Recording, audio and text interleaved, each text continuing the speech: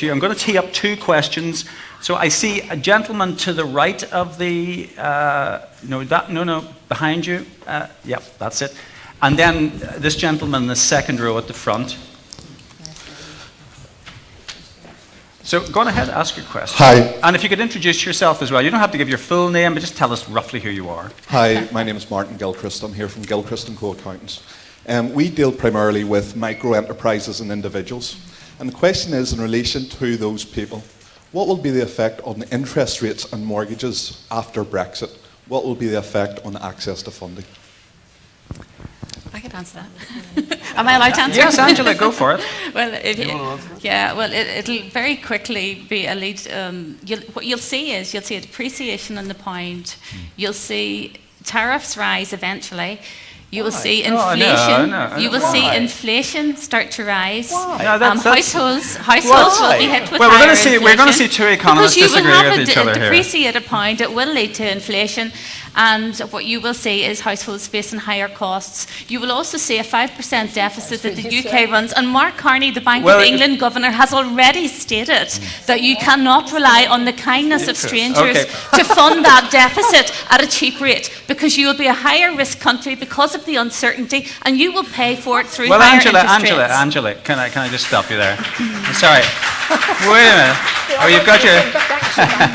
you've got your fan club over there. But the fact is, we don't know that any of those things are going to happen at all. In fact, there is every indication that we will see currency volatilities just as we currently see currency volatility. But of course, the key thing is that we have our own sterling currency. We are masters of our own currency. We are masters of our own destiny. And as Owen has reminded us, we're the 5th largest economy on the earth. But you won't be if you have a recession. Well, the problem. And what are we seeing in the Eurozone right now? What are we seeing? Vast amounts of debt. Vast amounts of debt. 7%. The Eurozone is growing. I don't know why. Anyway, so 1.7%.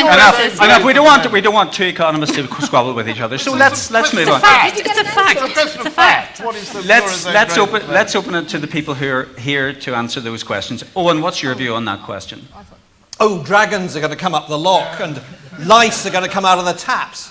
I mean, this is absolute nonsense. We are the 5th largest economy in the world. Day one, on June the 24th, which happily is my birthday, time to get the presents, nothing's going to change. We stay full members of the European Union and we begin a process of negotiation, coming to an amicable arrangement, but how do you ensuring think that we will markets continue trading and we will enjoy that. But above all, we get our rollback on the world bodies and we work with our allies to re-galvanise world free trade. But how do you think markets will react the day after there's a Brexit? How do you think they will react? Markets go up and down the whole time. Yeah, exactly, and they will. Well, there will be a flight, a capital flight. Pound has rallied over the last week. There'll be huge uncertainty. I bet some of you remember when there was a debate going on about joining the euro.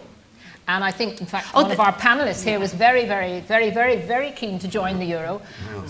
We heard exactly the same things, didn't we? From the Peter Mandelsons, who I can't remember them all, but all of them saying that the world literally would, the whole of the country would fall to pieces if we didn't join the euro. They were wrong. They were completely wrong. And I'm very glad we didn't listen to them. It's the very same people at that top level who are now saying that if we voted to leave the EU, somehow the whole country would fall to pieces. John, you want to come back on this one? Yes, I do. I mean, in investment, the most difficult thing is not working out what is going to happen. It's when it's going to happen. Timing is everything, as I'm sure a lot of people in business will know. What the heart of those who were advocating joining the euro, like myself in 1999, was that if we didn't, at some point, we would find our relationship with the EU at critical risk. And that is exactly what has happened. That's what we are facing now. Now, I am absolutely convinced that we could prosper inside the EU without being in the euro. I think we would prosper inside the EU in the euro.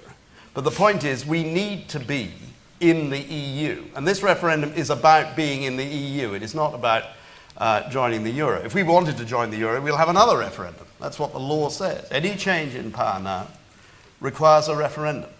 But the prediction of those who were saying that if we didn't join the euro, we would face an existential crisis in our relationship with the European Union. And we were wrong about the timing. I agree with that. This has taken far longer to develop than I'd expected. But 14 years on, 15 years on, that is where we are. And it is a very serious situation, because if we leave the EU, I am absolutely convinced that it will be extremely adverse for our economy. Right, I'm going to... Just on this, we were told, for instance, about the euro, that if we didn't join the euro, companies like Nissan will pull up sticks and leave. What's happened? Nissan runs the most efficient car plant in the whole of Western Europe.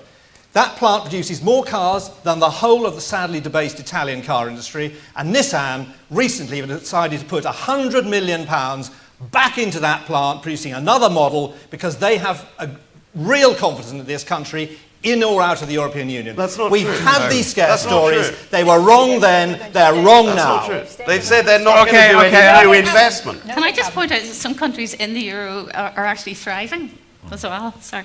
which ones in particular? Germany, Ireland are Spain has- implementing look at- austerity yes, and they're sir. getting bailed out by the United Kingdom. They're growing at Can I ask 5% the now, second, yeah. the man in the second row at the Lots of front here to questions ask to go the next question?